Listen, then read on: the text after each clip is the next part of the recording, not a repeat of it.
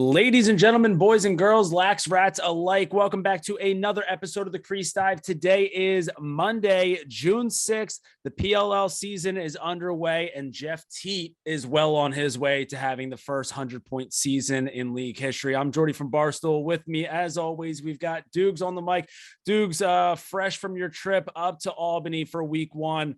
How we feeling after spending a few days in Albany and getting to see some of that action up close and personal, especially from a long pole who was sending a lot of heat your way. Look, the Capital Region, baby. Up in the Capital Region, Thursday to Saturday. Got back a little bit late last night. Watched the games at home today, so I got to see the broadcast. But overall, Albany was a great place. I can only speak for Saturday, but the venue was popping. Especially in the first game, the way that they set it up. Every single opening weekend should be in Albany. I bet you we'll dive into that a little bit, but both stands were packed. They had the hill was sick. Like that's something that I know we keep going back and forth on where lacrosse events should be hosted. And I still think MLS stadiums, but I think if you can just find a spot with a hill. If anywhere with a hill. Anywhere with a hill, the hill always plays for watching lacrosse. It just was but I have one complaint. It's not even a complaint towards the league or anything. So they had I thought this was really smart. They had a jamboree for little kids. So they play 3 games throughout the day, right? And then they watch the first, and then the kids all flood to the field. So during the first game, I mean, it was fucking packed. Kids are doing fastest shot when the games are going on. It was like a carnival. Stands are packed. People are walking around. It was fire. And then they took the fifth, then it's the little break where teams warm up. And then the kids are shot because they're so tired. Parents are exhausted. They've been playing lacrosse since 8 a.m. So they go home for the second game. It was still packed for the second game, but not as packed for the first. And the second game was the one that was televised on TV. So and then it started getting very hot. So one side, the side that has the side that everybody knows, where it's Casey Stadium, where it's that iconic shot, that side was packed because it had all the shade and nobody wanted to melt in the sun. So that's where it got a little bit where I was frustrated as someone that wants to because all the TV shots, someone would be oh, lacrosse has nobody, but the other side was packed. Don't get me wrong, but it was the side with the shade, there was no seats available. Yeah, I feel we've definitely run into that issue before. I remember it might have been that first championship when they were in Philly. There was a certain section of the stadium that they weren't letting fans sit in because it was going to look better on TV had everyone been packed on that one sideline. Yep. But you're just not going to tell people from Philly where they can and can't sit. So I just remember just watching probably midway through the third quarter, you just see a herd, a stampede of just Philly scumbags just ducking over security guards and getting themselves over to a spot that was in the shade, but they were we really wish that you wouldn't sit here. But I guess we're past that point now. And just overall, I mean, I think they're having opening weekend there next year, and just it's just the perfect place to do it. It also was making me think it's not too far away from Buffalo. If you want to make a day trip out of it, just go up for Saturday with your kids or not. If the Bandits weren't in the playoffs and didn't have a playoff game last night, how much more packed could it have been? Would it have been? Especially because you have all those guys from Canada and all those guys Connor Fields, who's right from the area. So I don't know. I think the only issue is I think that that Bandits team is so loaded. I think that they probably will be in the finals for the next few years. So for sure, I know I wish we could just all join forces and just work out a schedule. Well, I'm going to say this, but we'll get into the players and stuff that we're missing this weekend. But I understand something now. By the way, I understand why the WATERDOGS had 3 goalies. You think? Well, because we'll get into it when I talk about that game. Yeah. All right. Well, so real quick, I mean, just some more housekeeping and just recapping of your weekend. So you got a lot of stuff done. You had Billy Football and Jake Marsh along with you. Jake Marsh, the newest addition to that ESPN broadcast team. So we'll be hearing him do some play-by-play at some point this season, which is going to be awesome. Billy, Billy Billy is a national treasure. A goalie chat, but like Yes. he was in the net against Jake. Did he shoot against you? Or I know that you also got some shots from some other guys, so we can tease that a little bit. So I did a goalie challenge with Billy Football finally. I did so Billy's not a professional shooter, right? Like Billy's not like a pro's pro. You got a source on that? Yeah, but no, I have Billy was a clown this weekend, like stringing his own stick, like acting like he was like fanboying over the East Coast Eye people. Like he was cracking me up, calling sticks twigs. Like I got some twigs in my car, like dead serious. He's like also like convincing himself that he could be like a short. He's like I think I could maybe like get like a couple rounds of short stick D midi. And then we're doing like 5 1-on-1s and he takes like 5 shots against me and he's gassed, like head over heels, like can't breathe. But yeah, so I did a goalie challenge with Billy Football. He hopped in net for Gutty. He hopped in net for Jake Marsh. I saved the goalie challenge with Gutty for Garden City because I just think you got to go back to the Mecca for that. But yeah, so we got Jared Newman shot on me. And RJ, I don't think that RJ realizes like that. Like I kind of called his 2019 Defensive Player of the Year award a fluke, and how I was like saying that Epple should have won. But yeah, it was. I couldn't tell if Newman knew or not. I think he did because Bubba Voigt DM'd me, and it was a picture of Newman, and in quotes he said, "I'm going straight for the thighs." I'm going to imagine that lacrosse is still so small, and we are a top 100 lacrosse podcast. Top 100. Yeah, people forget. We're top 100, so he probably listens to all 100 of them. He probably heard some of the not so nice things. We were all throwing around some not so nice things about Jared Newman, though you were the ringleader on that one. So I can definitely understand why he would want to maybe not go strictly for the corners, but maybe to just tattoo your thighs with who's the ball sponsor for the PLL, probably like Pearl Wolf Athletics. Wolf, Pearl? yeah. You might have. We'll just start STX Warrior. Yeah, you might just say actually, you know what? I think companies should start, Blue Balls and all these other companies should start sending balls for these goalie challenge and then seeing if you could get their logo tattooed on your thigh when someone drills you. Dude, so it was like a little bit like, so RJ didn't really know what was going on. He was like, "Oh, I'm going to name the thumbnail for like our vlog, like Jared Newman shoots on fan." And I was like, internet troll would probably work better, but I don't like it has. I was very heavy on it at first, especially the beginning of the last season. But like I've slowly started to rescind to the point where I was like, it's not like he shouldn't start. Like I think he should be an LSM. I think he like played pretty well yesterday. He's a physical defender. He was very nice about the whole entire thing. Like definitely like not like gonna hate on him anymore. Like it's one of those things where like I hate kind of meeting some players because I kind of rescind like an honest take. It's just what happens. Like just because I think you're not good at lacrosse doesn't mean I hate you as a human being. Like that's my take. You meet him, you're like, man, like this guy's actually pretty cool. I'm having a good time being around him. I can't say any shit about him anymore. Yeah, it was. So I don't want to give too much away. I put one save. Did you see my save that I had on him? I haven't got around to seeing it yet. I put it on Twitter because I was saying the WATERDOGS kind of needed me, not gonna lie. Copeland just fucking brushed me to the side, like, "Oh, we don't need you. You stink, buddy." I would have fucking maybe played as well as DeLuca today. You see my saves against Barry, buddy. You see my all stick eye. Well, I'll tell you what, we'll get to those. Let's talk about these games chronologically. So we'll have plenty to talk about. Obviously we're recording these right after these Sunday games finished up. And yeah, it was a tough go for DeLuca between the pipes for the WATERDOGS. But to get us started, we had the rematch of the 2021 championship game between the Chaos and the WHIPSNAKES. Now, obviously, Chaos missing a lot of guys who are all part of that Bandits team. So we're talking Josh Byrne, Dane Smith.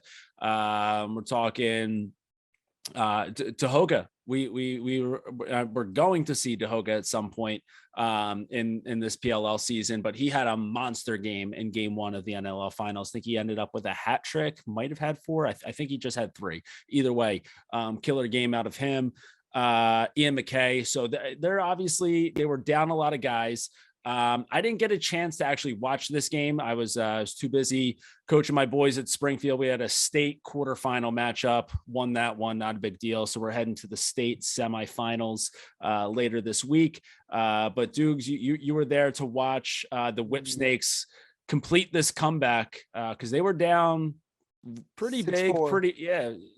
Was it? It was a little bit more at halftime. At halftime, it was 6-4, but it was like maybe like 6-2, 6-1 at some point. Because like I remember checking my phone at halftime of my game and seeing 6-1, and I was like, shit, I'm gonna have to really walk back some takes here. And then by the time that my game finished up, I was like, okay, like they're the Whips. It's classic. It was classic week 1 PLL in my opinion, where it was a lot of people in the first half needed to wake up.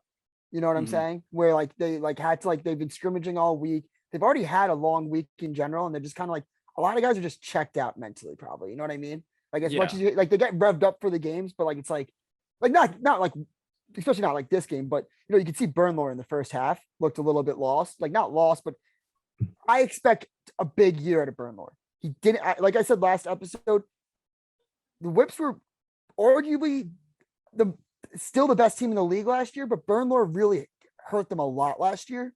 So I expect him. I heard he looked great in training camp. I expected a big game out of him. First half, he did not look like the goalie of the year. Second half only let in 2. And they were both in the fourth quarter. So look, Chaos were obviously missing a lot of people, but Chaos defense is legit. Even the offensive weapons that they had, like, that were available, and Mac O'Keefe looked amazing, I thought. And then you just had like the normal suspects. I mean, Blaze was Blaze. Really kept them in the game. But yeah, goaltending was spectacular. That under hit easily. We were all over that. Yeah. Again, like I feel like that one was an easy one to sniff out, especially with Blaze playing at Albany. But yeah, I mean, 13 saves on the day for Blaze. I think after week 1, that should probably have him.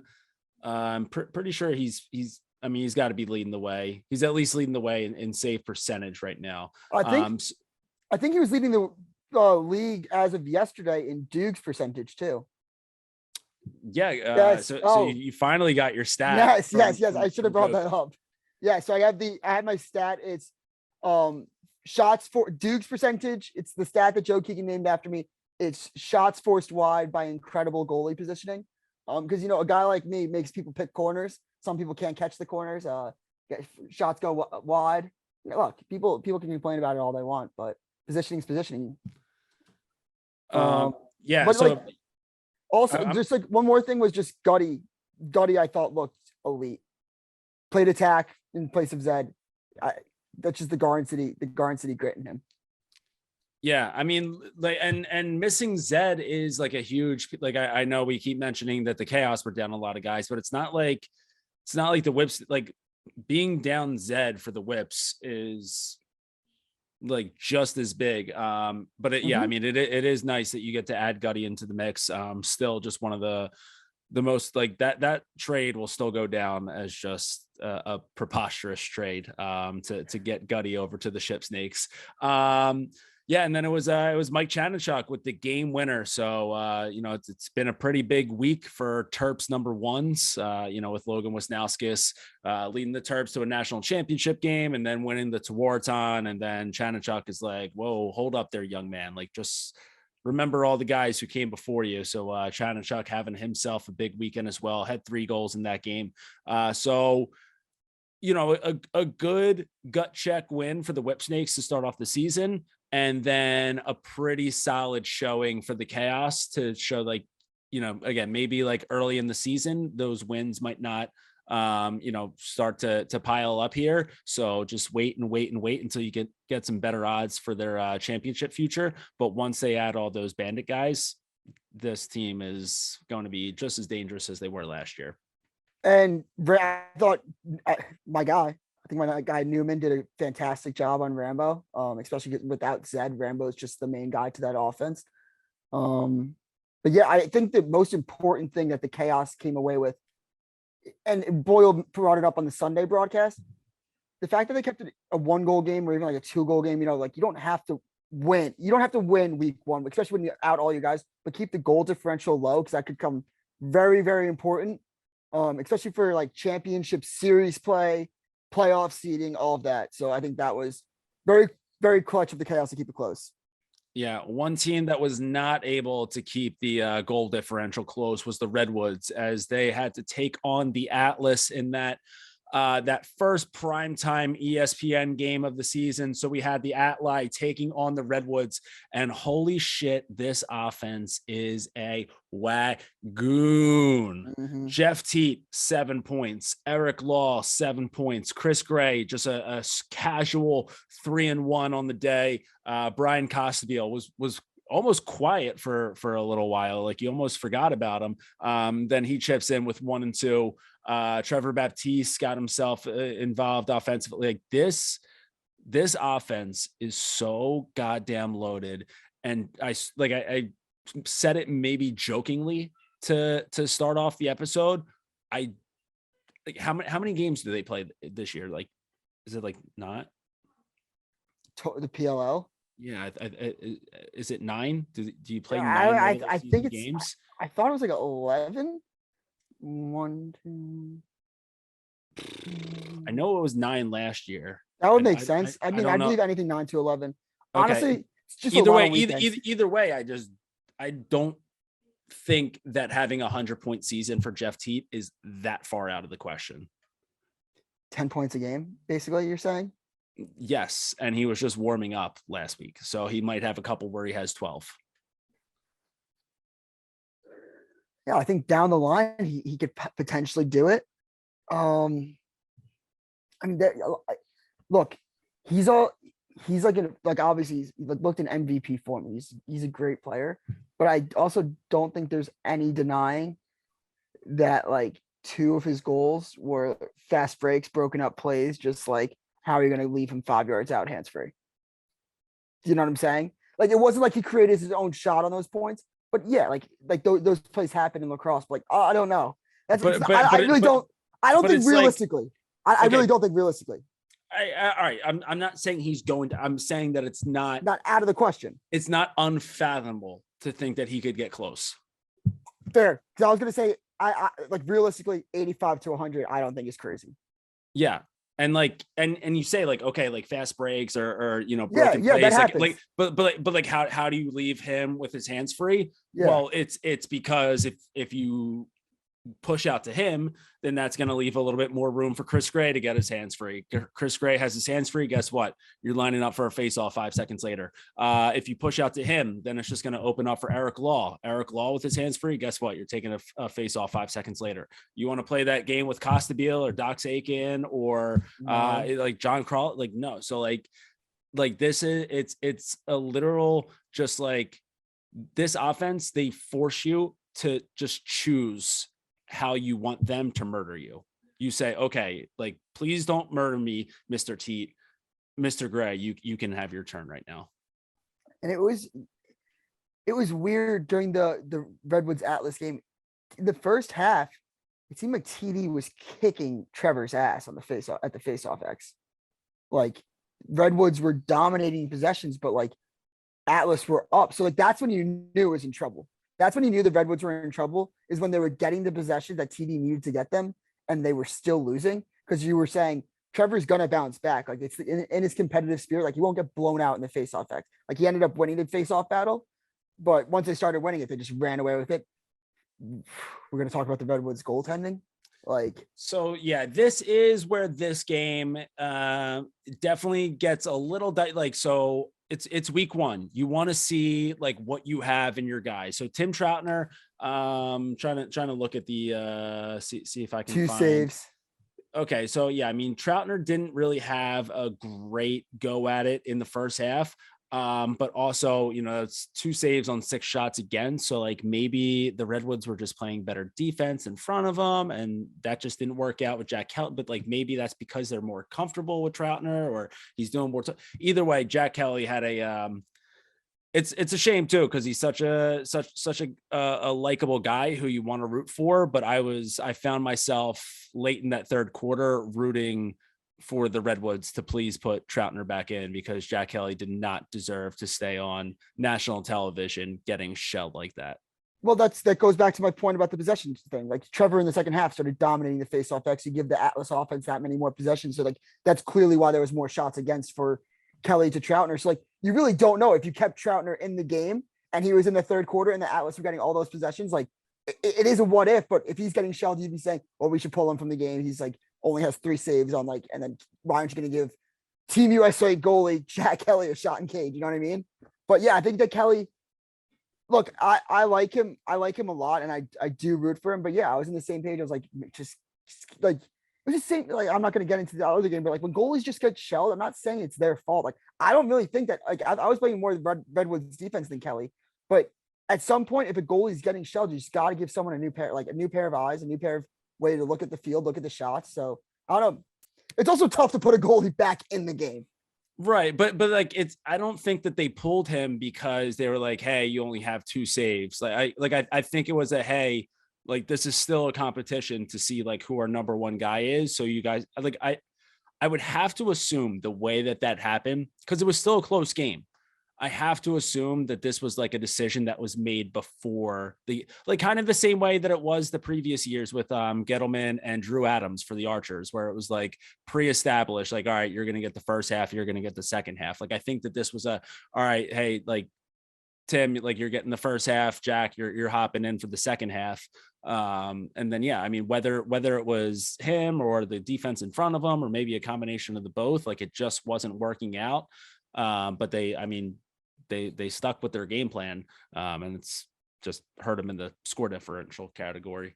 Here's my take on the whole thing. The Atlas are in the same situation, actually, where like I don't think they know where they really want to go with Kincannon and JD. They're both great goalies.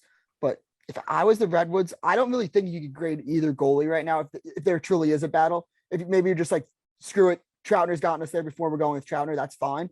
But I would honestly look at being like, all right, like let's start Jack Kelly in the first half, and let's close out with Troutner. I can't explain this in any way besides just make sense to me. But I feel like Troutner is one of those guys that can just go into cage. Like he can go into the cage. It doesn't matter what the game feel is, and he's just ready to play goalie. Where Jack Kelly might need to like feel out the game, like get like mentally prepared. Like, I don't know. I feel like Troutner is one of those guys that can just hop in cage.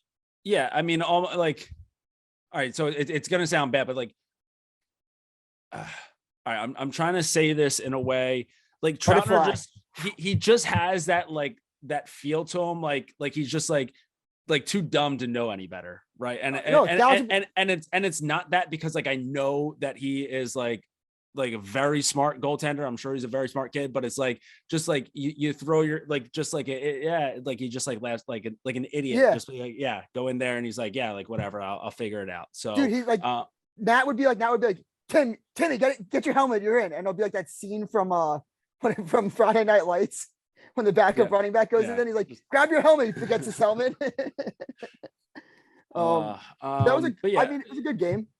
Yeah, it was a good game. And I mean, listen, this Atlas offense is going to be really fun to watch all year. I mean, it's not like the Redwoods offense didn't have, some good moments of their own. Miles Jones looks, and not only does he look like bigger and stronger than everybody else, but he's got a kid on the way. So he's going to get to add some dad strength at some point.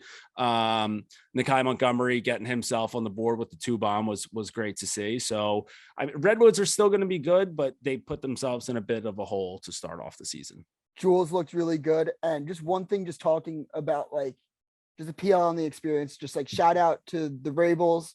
Shout out to the PLL RJ for just hooking it up and like getting us like sideline access. We were right on the 50-yard line. It was really cool. And I mean, just like seeing these guys and how big they are up front and how physical they are. Like Danny Logan, who's one of the best defensive middies in the league, like someone who prides himself on being a physical short stick D midi, was D'ing Miles Jones up, and you were like, oh wow, like this is kind of crazy. He's so much smaller than Miles Jones, and Miles Jones was like, get the fuck out of here, you little kid. Just like lowers his shoulder, backs it in, scores. It was just a man's man. But like him, Heacock, just like thinking back at it, Miles Jones, Heacock, Serge, and who else was it? I'll just say them three. Heacock was like shockingly big. Like Heacock's Shockingly big. Heacock's neck is like would wear like a 32 waistline. Like Miles was like bigger, but if we're going straight seps, like straight biceps, like you could talk yourself into Colin Heacock like being like stronger. I don't know. It was crazy. Like Billy Football thinks that Colin Heacock was bigger than Miles Jones, but yeah, just these guys up front, like you just see how big they are. Crazy. Yeah. Would actually, just fresh off of watching that last game on Sunday, would love to see Mike Messenger up close in person, because on the TV screen, like they showed him in the penalty box and he took up like half of my screen. So I can only imagine what he looks like in person. Can I share a Messenger story? Go for it. So on the topic of Messenger, I heard at training camp that this dude lives in like middle of Canada, like nowhere. And he works on like an oil rig in Canada, just like off the grid. And he had to take six different flights to get to Albany. Like he's like a gritty man's dude, dirty work, blue collar. And then to see him punch him, Brian Ambler, like in the face, was just like almost blowing the game, which is just kind of like, I was like, I fucking love this dude. Like I have no choice but to stay. I would never, I don't have a PLL jersey, but Messenger might be the first one that I buy. Just a mountain man going out and just Ryan Ambler, just like downtown Manhattan, like yeah, like running on the West Side Highway on Mondays, and Mike Messenger is like running through oil rigs. Ryan Ambler like running from like Tribeca all the way to the financial district to go to like Merrill Lynch job, and Mike Messenger is like hacksaw. Like he's just like a lumberjack with like an axe, just like cutting wood. It's like heat his home.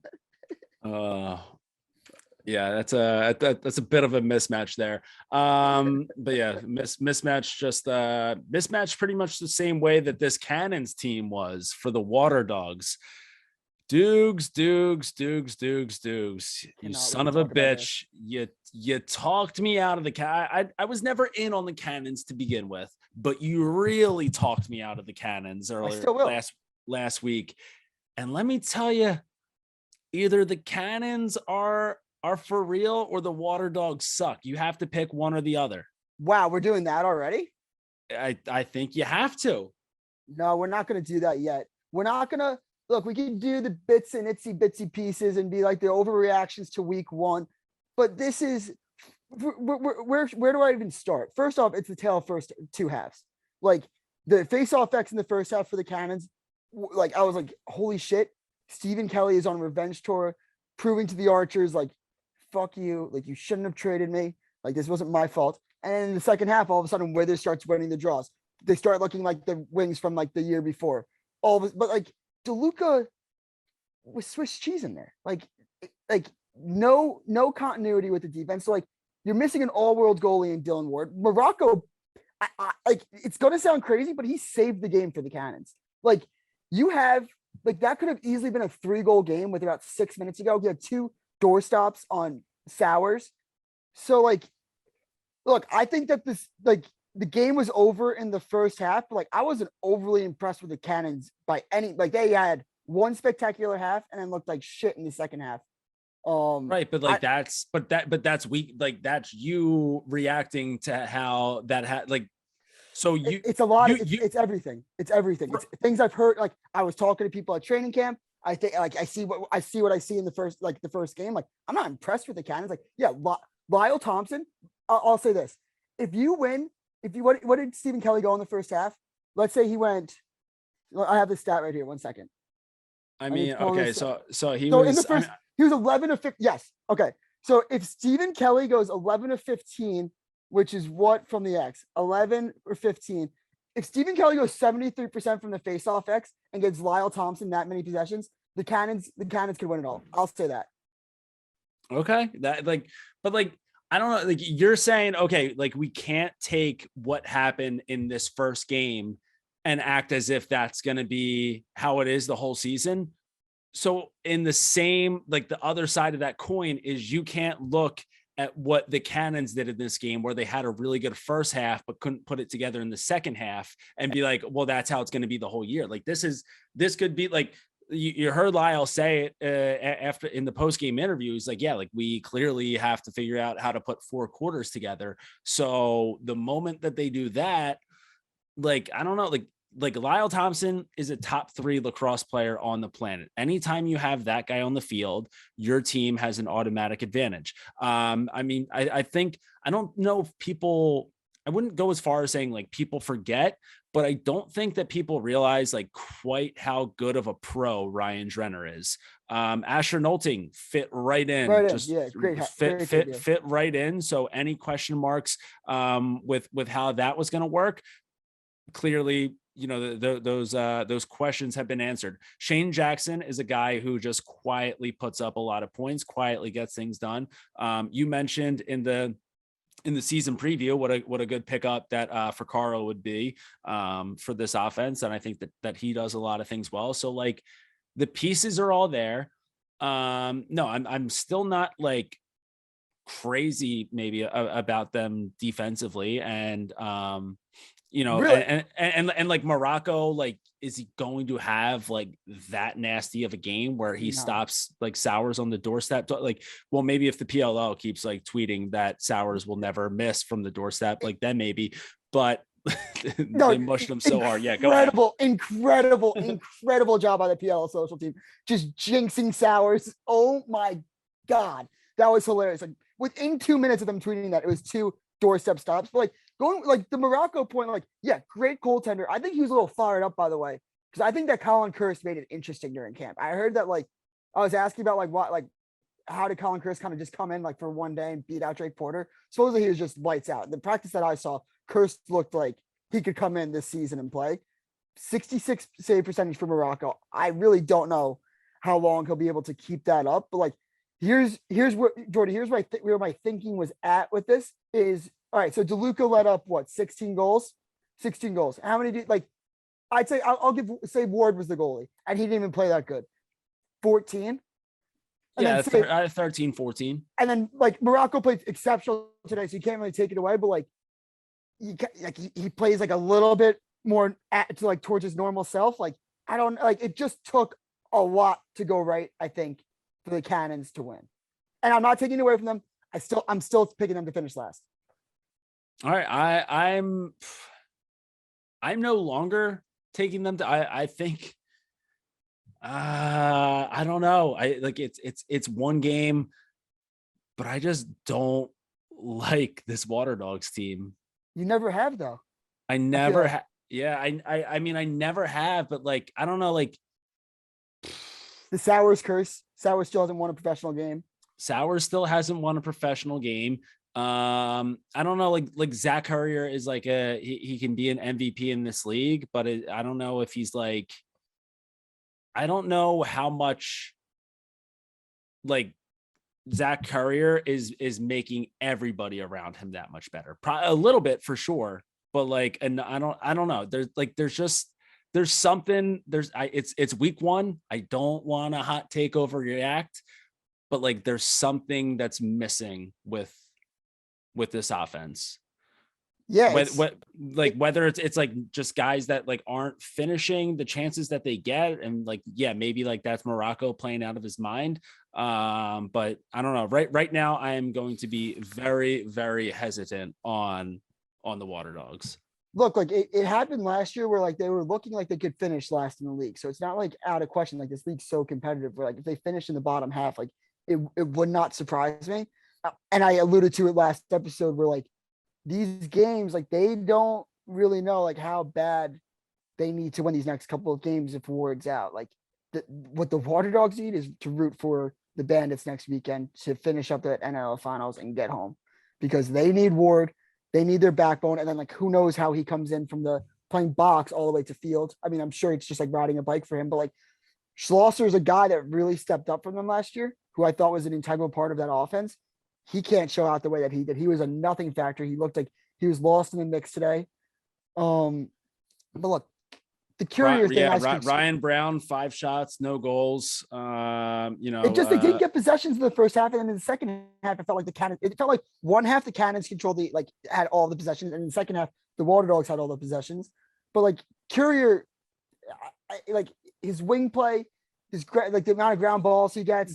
That's what I'm saying. Is he's an MVP guy, but like I don't know, like you watch like kind of like what we talked about before, where like it's like with Jeff Teat, where like there's so much that you have to figure out on how to defend a guy like that it just opens shit up for everybody else.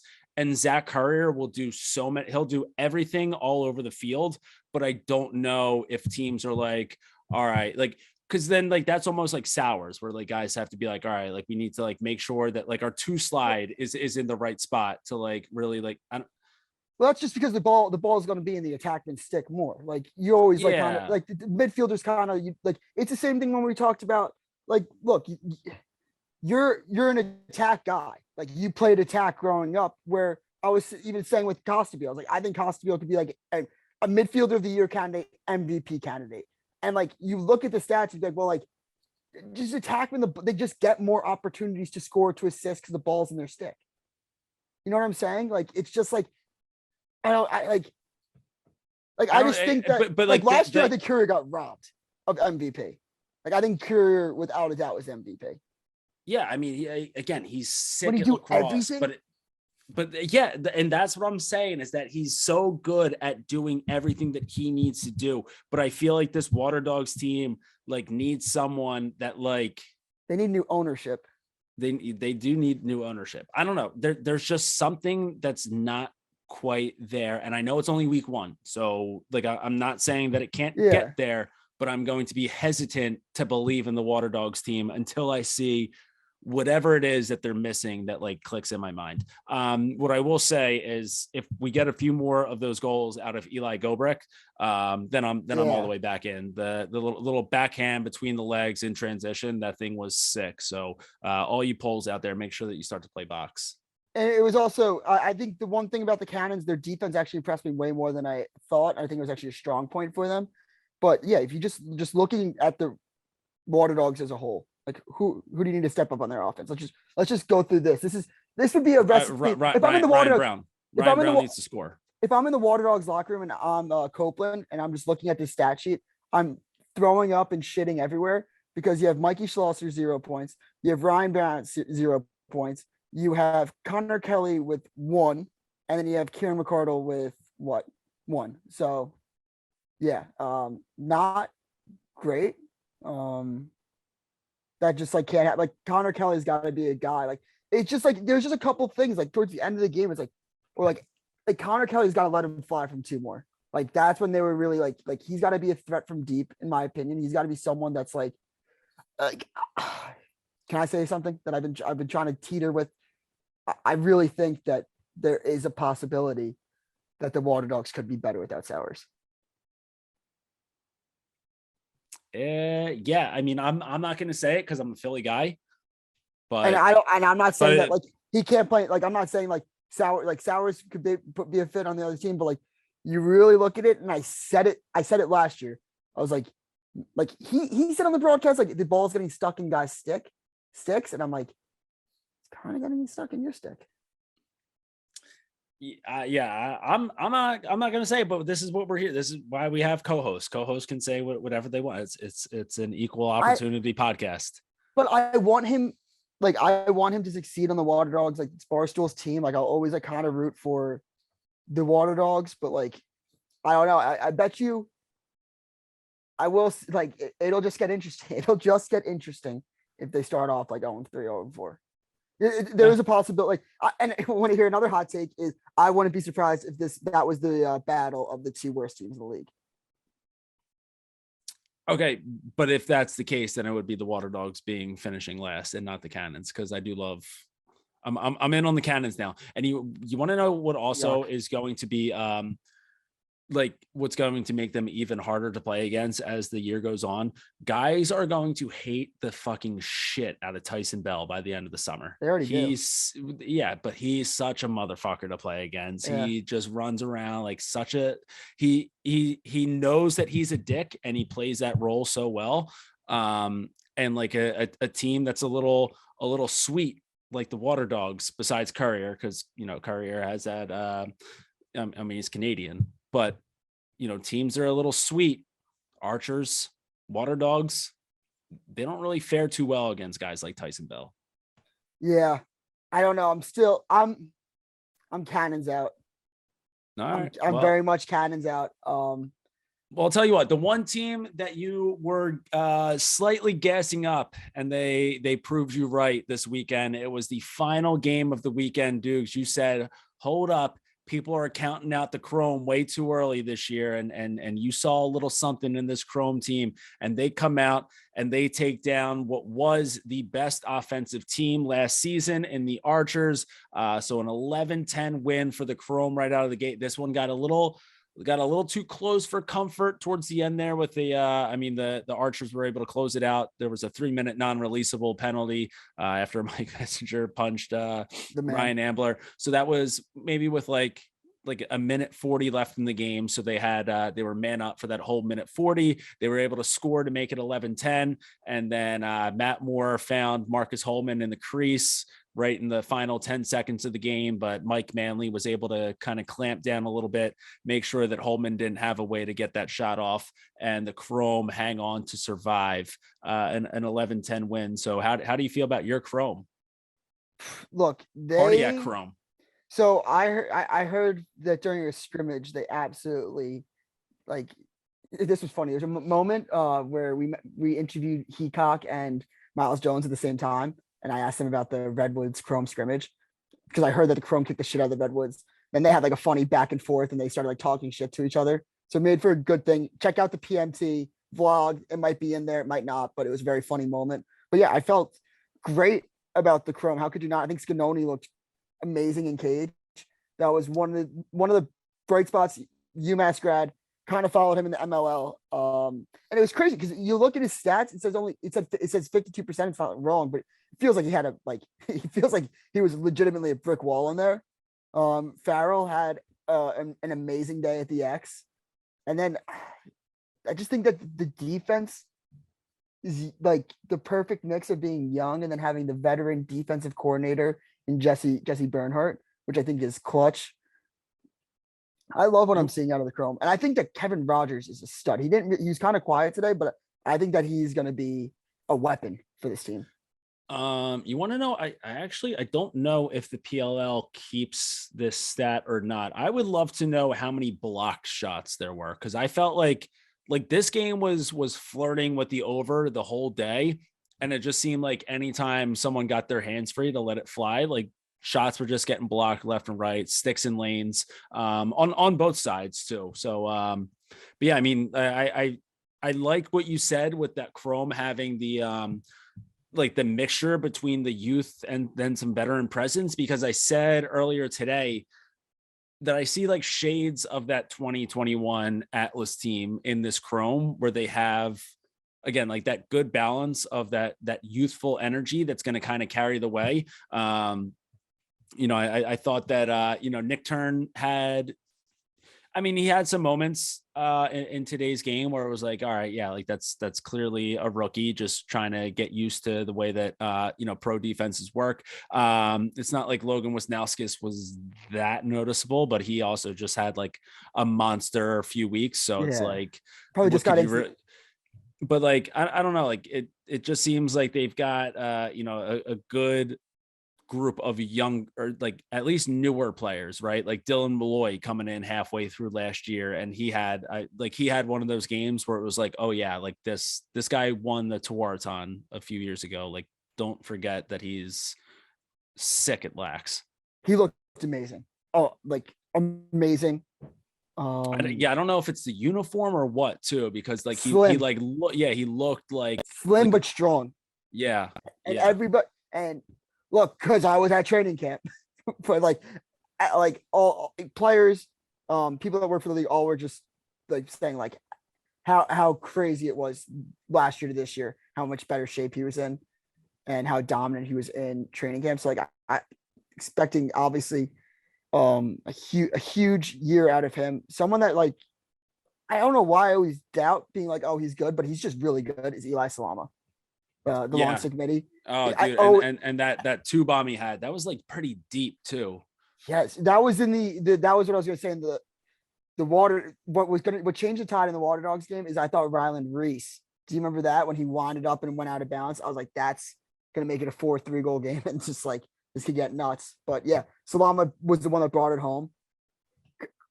The Chrome are just a team that's just gritty. I think it's Pseudo's perfect storm of just grit, Rochester guys, just Well, like and fitting Jordan his mold. McIntosh is one of those guys where giving birth tonight. Yeah, I mean, yeah, exactly. He's got a kid on the way. He's out there finishing these tough goals in the crease. Like, you just throw the ball to him in the crease. Like, he knows he's probably going to get his head taken off the moment that he catches it, but he's still going to come down with it and get the shot off. He had a few goals. I think he just had the 2 today.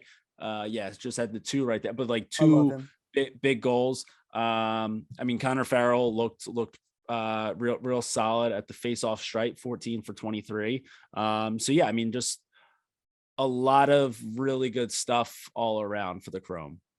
And one of the most shocking parts coming out of training camp obviously was Randy Stotts getting cut from the Chrome, and I think everyone thought that it was a little bit of a head turn, which it still is, and I'm not saying it isn't, but Pseudo's just kind of showing the league and showing people like, look, just because you're one of the top players in the sport doesn't mean that we necessarily need you to win, and we need you to fit our style. Yeah. It's kind of it's like the it's like the chaos with Connor Fields, like MVP candidate his rookie year, second year. It seemed like the ball was getting stuck in his stick a little bit. They benched him for the playoff run. They made the championship game, and they traded him to the Archers. And now he's succeeding there. He's succeeding with the Bandits, but yeah, just something that happens. Yeah. And then on the other side of things, like I think that the Archers will be fine. I think obviously they played this game without Grant Ament. He's out with an injury. So I mean, you slot him. Connor DeSimone had himself quite a debut. Great. So but yeah, I mean, you slot Grant back into this lineup. You give Matt Moore, another week or so to get himself a little bit more comfortable, let some more shots fly. I think that this Archers team is still going to be fine. But yeah, I would say that this win definitely spoke more to how good the Chrome can be this year than it did about the Archers. Scott Ratliff looked huge. Did you notice that? I saw you tweet about it. It didn't like stand out to me when I was watching, but like I just also wasn't watching that. Like I never watched for the polls that closely. Come on. But I saw, yeah, it definitely is. But I saw you tweet about it. He looked huge. Like even in person, I was like, you're jacked. Yeah, he moved down low, which was a pretty shocking move, I thought. I don't know. Maybe they told him to bulk up in the offseason to move down to low. But I was really disappointed just overall with the Archers defense. I don't know why. It's not like they played bad, but just last year I thought that was a strong suit for them. Then the offense will definitely come along with the season. It's just one of those things where, look, I don't really think they're a championship contender. I never necessarily thought they were. I will say this. If you told me at the beginning of 2019 that going into the 2023 season, the Archers would have 0 championships, I would have thought you were insane. Yeah. Connor DeSimone, one thing, shout out to him. Great player. Great player. He's going to be a staple in this league. Better friends with that fan group he had. What's the fan group? Oh, there was. I thought that's where you were going with that one. Did he have a bunch of boys up? He had a nice little section in the crowd. They were all wearing the DeSimone jersey tee. No, I was gonna say, just does wonder what happens when you don't play for like a shitty college program with okay. You're using that to shit on Hopkins. Okay, that's all right. I'm glad it just goes to show what happens when you don't play for, but he was just supposedly, I don't know, like the mic'd up that just went to my ear, but supposedly Connor DeSimone scored a goal and he's like, wow, is this what it's like playing for Maryland? Yeah, that's just supposedly what I heard. Yeah, didn't have to hear the shitty band. He just had his friends cheering, and he's like, "Oh, nice! Like this is normal. This is cool. I like this." He scored a goal, and like Lizzo came on. He's like, "This is so much better than that shitty band." Yeah, we want more. All right, but yeah, so that right there, that was week 1 of the PLL season. Came and went 4 games on the week. The Atlas and the Cannons currently sitting at the top of the standings. Redwoods and WaterDogs down at the bottom. Really good weekend. I thought it was a really good product on TV. I thought that the broadcasts were great. I thought, obviously it's Wrinkles. I mean, it's just a seamless transition getting Kark and Anish and Quint and all those guys in on these games. Score bug was I was a little bit worried that they were gonna like try to do something that was like way too much, and then you'd get people complaining about it on Twitter. Didn't see any of that. Didn't really see anybody complain about the broadcast at all. So that's always good.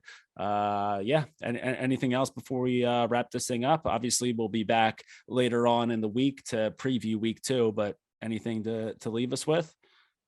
No, just the one thing with ESPN, I noticed that they had different years for players and just stuff that they'll clean up, but visually it was all very pleasing. I like the announcers a lot. I miss Brendan Burke a bit. Just I like the way that he came along in the years. Look, just seamlessly transitioning. So 5-2 on my picks this weekend, not to brag, but to brag.